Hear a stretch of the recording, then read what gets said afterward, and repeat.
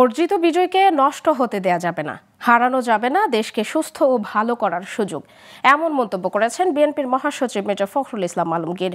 দুপুরে ঠাকুরগাঁওয়ের হরিপুর উপজেলা বিএনপি আয়োজিত সমাবেশে প্রধান অতিথির বক্তব্যে তিনি বলেন, এই মুক্তি ও স্বাধীনতা ততদিন থাকবে যতদিন ধরে রাখতে পারবো, আর আওয়ামী লীগের মতো করলে তাদের মতো দশা হবে। হরিপুর উপজেলা বিএনপির সভাপতি জামাল উদ্দিনের সভাপতিত্বে সমাবেশে ঠাকুরগাঁও জেলা বিএনপির সাধারণ সম্পাদক মির্জা ফয়সাল আমিন সহ জেলা, উপজেলা ও সহযোগী সংগঠনের নেতাকর্মীরা বক্তব্য দেন।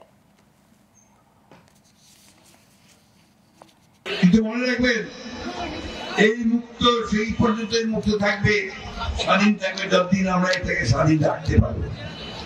আমরা যদি এখন ওইরকম শুরু করি, আওয়ামী লীগের মতো শুরু করি, তাহলে কি আমরা টিকতে পারবো? একই রকম দশা হবে আমাদের।